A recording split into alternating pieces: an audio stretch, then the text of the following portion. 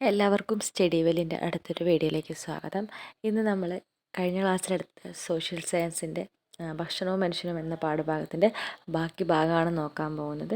അപ്പോൾ വീഡിയോയിലേക്ക് കടക്കുന്നതിന് മുന്നേ പേരൻസ് ആയാലും കുട്ടികളായാലും അവരുടെ പേരൊന്ന് അറ്റൻഡൻസ് പോലെ കമൻറ്റിൽ രേഖപ്പെടുത്തേണ്ടതാണ്.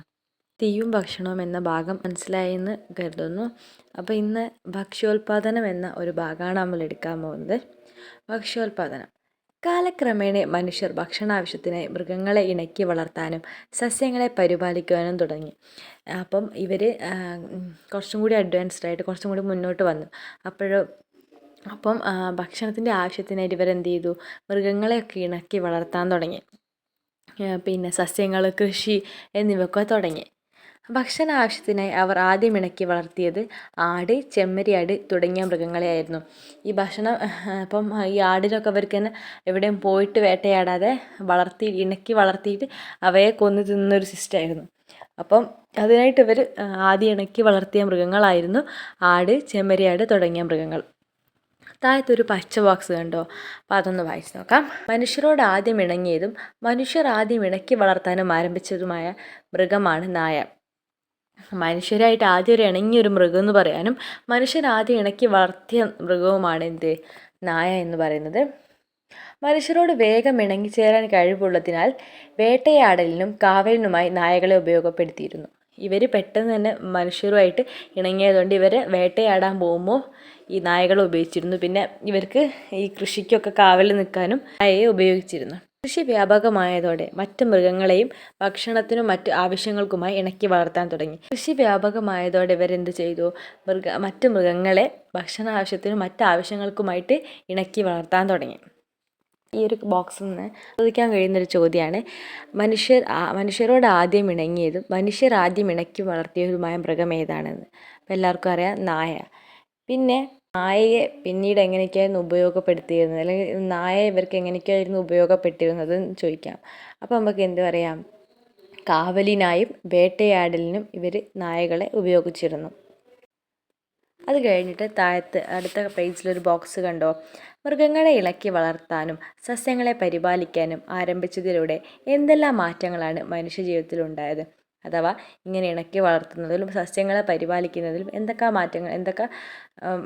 മാറ്റങ്ങളാണ് മനുഷ്യജീവിതത്തിൽ ഉണ്ടായതെന്നല്ലേ. മൃഗങ്ങളെ ഇണക്കി വളർത്തുന്നത് നമ്മൾ പറഞ്ഞു. മൃഗങ്ങളെ ഇണക്കി വളർത്തുന്നതിലൂടെ അവർക്ക് ഒരു കാവൽക്കാരൻ അവരുടെ പിന്നെ താമസിക്കുന്ന സ്ഥലത്തിനും അവരുടെ കൃഷിക്കും ഒരു കാവൽക്കാരായി. പിന്നെ എന്തായി? വേട്ടയാടലിന് അവരെ സംരക്ഷിക്കാനുള്ള ഒരാളുമായിട്ട് വേട്ടയാടലിനും ഇവർ ഈ മൃഗങ്ങളെ ഇണക്കി വളർത്തിയ മൃഗങ്ങളെ കൊണ്ടുപോയിട്ടുണ്ടായിരുന്നു അല്ലേ. പിന്നീട് പറയുന്നത് സസ്യങ്ങളെ പരിപാലിക്കാനും. അതായത് അവർക്ക് മറ്റു ദൂരത്തേക്കൊന്നും പോയിട്ട് വേട്ടയാടിയിട്ടൊന്നും വേണ്ടി വരുന്നില്ല. കാരണം സസ്യങ്ങളെ പരിപാലിക്കുന്നതിലൂടെ അവർക്ക് അവിടെ നിന്ന് ഭക്ഷണം കിട്ടാൻ തുടങ്ങുക അല്ലേ. എങ്ങനെയാണ് സസ്യങ്ങളെ പരിപാലിച്ചത്? നമുക്ക് നോക്കിയാലോ എങ്ങനെയാണ് ഈ സസ്യത്തെ പരിപാലിക്കുക എന്നുള്ളൊരു ഐഡിയ അവരിലേക്ക് എത്തിയതെന്ന് നോക്കിയാലോ. വലിച്ചെറിഞ്ഞ ഭക്ഷ്യവസ്തുക്കളിൽ നിന്ന് പുതിയ തൈകൾ മുളച്ചു വരുന്നത് ശ്രദ്ധയിൽപ്പെട്ടതോടെ ആയിരിക്കാം ആദിമ മനുഷ്യർ കൃഷിയെക്കുറിച്ച് ചിന്തിച്ചു തുടങ്ങിയത്. ശരിയായിരിക്കാം അല്ലേ. അവർ കഴിച്ച കിഴങ്ങിൻ്റെയും അല്ലെങ്കിൽ എന്ത് കഴിച്ചാലും ഏതൊരു കായ്കനി കഴിച്ചാലും അവരത് ബാക്കി വന്ന ഭക്ഷണം വലിച്ചെറിയുമ്പോൾ ആ വലിച്ചെറിഞ്ഞതിൽ നിന്ന് പുതിയ തൈകൾ മുളച്ചു വരുന്നത് ഇവർ ശ്രദ്ധിച്ചതോടെ ആയിരിക്കാം അല്ലേ അവർ കൃഷി എന്നൊരാശയം മുന്നോട്ട് വന്നത്. പാറപ്പുറത്തിട്ടാൽ വിത്ത് ഉണങ്ങിപ്പോകും, വെള്ളത്തിലിട്ടാൽ ചീഞ്ഞു പോകും, എന്നാൽ ഈർപ്പവും ചൂടുമുള്ള മണ്ണിൽ വിത്ത് മുളയ്ക്കുമെന്ന് അവർ മനസ്സിലാക്കി. എങ്ങനെ അവർ മനസ്സിലാക്കിയേ? പാറേൻ്റെ മുകളിൽ വിത്തിട്ടാൽ അത് ഉണങ്ങിപ്പോവും, അല്ലെങ്കിൽ ഇപ്പോൾ വെള്ളത്തിലാണ് ഇടുന്നത് വെച്ചാൽ അത് ചീഞ്ഞു പോകും. പക്ഷേ ഇത് രണ്ടുമുള്ള, അതായത് ചൂടും ഈർപ്പവും ഒക്കെ ഉള്ള ഒരു മണ്ണിൽ ഈ വിത്ത് വെച്ചാൽ ആ വിത്ത് മുളച്ച് വരുന്നുണ്ടെന്ന് ഇവർക്ക് മനസ്സിലായി. ഇങ്ങനെയാണ് കൃഷി ആരംഭിച്ചത്. എങ്ങനെയാണ്? ഈ ഒരു ഇതിലൂടെ, അതായത് വേസ്റ്റ് കളഞ്ഞ ഭക്ഷണം കളഞ്ഞതിൽ നിന്ന് ഒരു സസ്യം ഉണ്ടായി വരുന്നതായിട്ടും ഈ പാറയിൽ വെച്ചാൽ അത് ഉണങ്ങിയും പക്ഷേ വെള്ളത്തിലിട്ടാൽ ചീഞ്ഞും പോവും. ഇത് രണ്ടും അല്ലാത്ത ഈർപ്പവും ഇതും താപമൊക്കെ ഒരുപോലെയുള്ള ആ ഒരു മണ്ണിൽ അത് വെക്കുമ്പോൾ അത് മുളച്ച് വരുന്നത് കണ്ടതോടെയാണ് കൃഷി ആരംഭിച്ചത്. തുടർന്ന് ഭക്ഷ്യയോഗ്യമായ ചെടികളും വേരുകളും വൃക്ഷത്തൈകളും തിരഞ്ഞെടുത്ത് നടുവാനും കൃഷി ചെയ്യുവാനും തുടങ്ങി. പിന്നീട് ഇവരെന്ത് ചെയ്തു? ഇതിന് ഭക്ഷ്യത്തിന് ഉപയോഗമായ ചെടികളും വേരുകളും വൃക്ഷത്തൈകളും കണ്ടുപിടിച്ചിട്ട് അത് നട്ട് വളർത്താനും കൃഷി ചെയ്യാനും തുടങ്ങി. ഗോതമ്പ്, ബാർലി, ചാമ, കിഴങ്ങുവർഗ്ഗങ്ങൾ എന്നിവയാണ് ആദ്യകാലത്ത് കൃഷി ചെയ്തിരുന്നത്. അപ്പോൾ നമുക്ക് അവിടെ ഒരു ചോദ്യം പ്രതീക്ഷിക്കാം. ആദ്യകാലത്ത് കൃഷി ചെയ്തിരുന്നത് എന്തെല്ലാമാണെന്ന്. എന്തൊക്കെയാണ്? ഗോതമ്പ്, ബാർലി, ചാമ, കിഴങ്ങുവർഗ്ഗങ്ങൾ എന്നിവയാണ് ആദ്യകാലത്ത് കൃഷി ചെയ്തിരുന്നത്.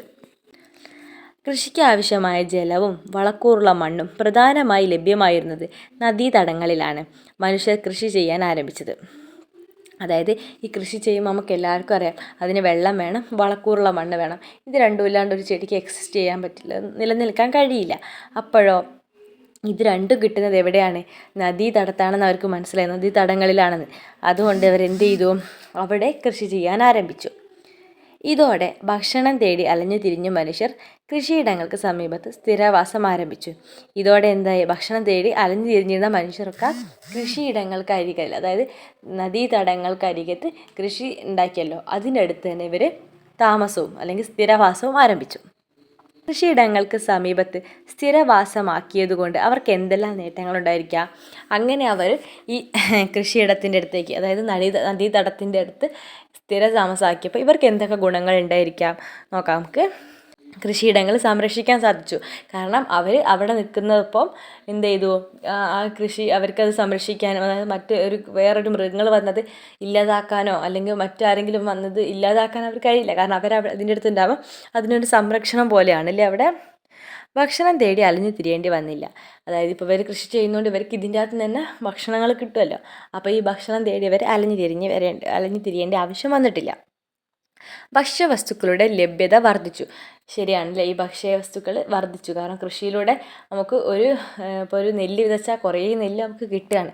ഇപ്പോൾ മറ്റെന്ത് കൃഷിയായാലും അത് കായ്ക്കും നമുക്ക് ഒരുപാട് ഭക്ഷ്യവസ്തുക്കൾ കിട്ടുകയാണ് അല്ലേ. അപ്പം ഭക്ഷ്യവസ്തുക്കളുടെ ലഭ്യത വർദ്ധിച്ചു. കൂടുതൽ വിശ്രമ സമയം കിട്ടി. ശരിയാണല്ലേ, ഒരുപാട് വിശ്രമ സമയം കിട്ടി.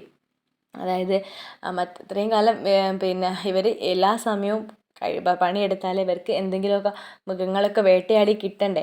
ഇത് നനയ്ക്കേണ്ട സമയം മാത്രം നനയ്ക്കുക, പരിപാലിക്കേണ്ട മാത്രം സമയം പരിപാലിക്കുക. അപ്പം ബാക്കിയുള്ള സമയം ഇവർക്ക് വിശ്രമ സമയം കൂടുതൽ ലഭിച്ചു. പിന്നെ ഇവർക്ക് ഈ കുടിവെള്ളത്തിന് ആവശ്യമായ കുടിവെള്ളം ഈ നദീതടങ്ങളുടെ അടുത്ത് തന്നെ ആയതുകൊണ്ട് ഇവർക്ക് എന്ത് ചെയ്യാം? ആവശ്യമായ കുടിവെള്ളം അവർക്ക് ലഭിച്ചിട്ടുണ്ടാകും. അത് അവിടെ നിന്ന് തന്നെ അവർക്ക് ലഭിക്കും. പിന്നെ അത് വളക്കൂറുള്ള മണ്ണൊക്കെ അവിടെ തന്നെ, പിന്നെ ഈ ചെടികൾക്ക് ആവശ്യമായ വെള്ളവും വളക്കൂറുള്ള മണ്ണും എല്ലാം അവിടുത്തെ ലഭിച്ചു. അപ്പോൾ ഇതൊക്കെ നമുക്ക് എന്ത് ചെയ്യാം? ആ പോയിൻറ്റ്സിൽ ഉൾപ്പെടുത്താം. താഴത്തെ ക്വസ്റ്റ്യൻ കണ്ടോ? ആദിമ മനുഷ്യർക്ക് സ്ഥിരവാസം ഉറപ്പിക്കാൻ നദീതടങ്ങൾ എങ്ങനെയെല്ലാം സഹായകമായിട്ടുണ്ടാവും? ചർച്ച ചെയ്യുക. ആദിമ മനുഷ്യർക്ക് അവിടെ തന്നെ സ്ഥിരതാമസമാക്കാൻ വേണ്ടിയിട്ട് ഒരുപാട് കാര്യങ്ങൾ സഹായകരമായിട്ടുണ്ടാവും അല്ലേ. അതായത് വെള്ളത്തിൻ്റെ ലഭ്യത കൂടി, ഭക്ഷണത്തിൻ്റെ ലഭ്യത കൂടി, പിന്നെന്താ വിശ്രമ സമയം കിട്ടാൻ തുടങ്ങി, പിന്നെ ഭക്ഷണം തേടി അലഞ്ഞു തിരിയേണ്ടി വന്നില്ല. ഇതൊക്കെ നമുക്ക് അതിലെഴുതിക്കൂടെ? അപ്പോൾ ഇതെല്ലാം കൂടി കൂട്ടിച്ചേർത്തിട്ട് ഒരു ചർച്ചാക്കുറിപ്പാണ്. അല്ലെങ്കിൽ ചർച്ച ചെയ്താൽ മതി, ചർച്ചാക്കുറിപ്പ് എഴുതാമെന്നില്ല, ചർച്ച ചെയ്താൽ മതി. ഒന്ന് നിങ്ങൾ തന്നെ ആലോചിച്ച് നോക്കുക, എങ്ങനെയൊക്കെ ആയിരിക്കും അത് മനുഷ്യർ സ്ഥിരവാസം ഉറപ്പിക്കാൻ എന്തൊക്കെ കാര്യങ്ങൾ, എന്തൊക്കെ നദീതടങ്ങൾ, എന്തൊക്കെ ഒന്നായിട്ട് ഫസ്റ്റ് നമുക്ക് എന്ത് ചെയ്താൽ വെള്ളത്തിൻ്റെ ലഭ്യത ഉണ്ടായിരുന്നു. അവർക്ക് ആവശ്യമായ വെള്ളത്തിന് അവർ തേടി പോകേണ്ടി വന്നിട്ടില്ല. കാരണം നദീതടങ്ങളുടെ അടുത്താവും അവർക്ക് ആവശ്യമായ വെള്ളം, കൃഷിക്ക് ആവശ്യമായ വെള്ളം അവിടുന്ന് തന്നെ കിട്ടിയിട്ടുണ്ടാവും അല്ലേ. പിന്നീട് പറയുന്നത് എന്തായിരിക്കാം? അവർക്ക് ഭക്ഷ്യവസ്തുക്കളുടെ ഇത് കൂടി, അത് ഭക്ഷ്യവസ്തുക്കൾ കൃഷിയിടത്തിൻ്റെ തന്നെ അടുത്ത് തന്നെ ആയതുകൊണ്ടും നദീതടത്തിൻ്റെ അടുത്ത് തന്നെ ആയതുകൊണ്ടും വളക്കൂറുള്ള മണ്ണൊക്കെ ഉള്ളതുകൊണ്ട് കൃഷിയും നന്നായി വളരുകയും ചെയ്തു. ഇവർക്ക് ആവശ്യമായ ഭക്ഷണ സാധനങ്ങളും ലഭിക്കാൻ തുടങ്ങി. അങ്ങനെ ഒരുപാട് കാര്യങ്ങളുണ്ട്. അപ്പോൾ ഇന്നത്തെ ക്ലാസ് ഇത്രയേ ഉള്ളൂ. ഇനി ബാക്കി അടുത്തത് ഭക്ഷ്യവസ്തുക്കളുടെ സംഭരണം, അതായത് ഈ ഭക്ഷണങ്ങൾ ഇവരെങ്ങനെയൊക്കെയായിരുന്നു സംഭരിച്ചതെന്നുള്ളതും പിന്നെ ഈ കാലങ്ങളെ പറ്റിയൊക്കെയാണ്. അത് അടുത്ത ക്ലാസ്സിലെടുക്കാം. അപ്പോൾ ഇന്നത്തെ ക്ലാസ് എല്ലാവർക്കും മനസ്സിലായെന്ന് വിചാരിക്കുന്നു. ഇഷ്ടമായ ലൈക്ക് ചെയ്യുക, സബ്സ്ക്രൈബ് ചെയ്യുക, പിന്നെ നിങ്ങളുടെ അഭിപ്രായങ്ങൾ കമൻറ്റിൽ രേഖപ്പെടുത്തുക. നന്ദി.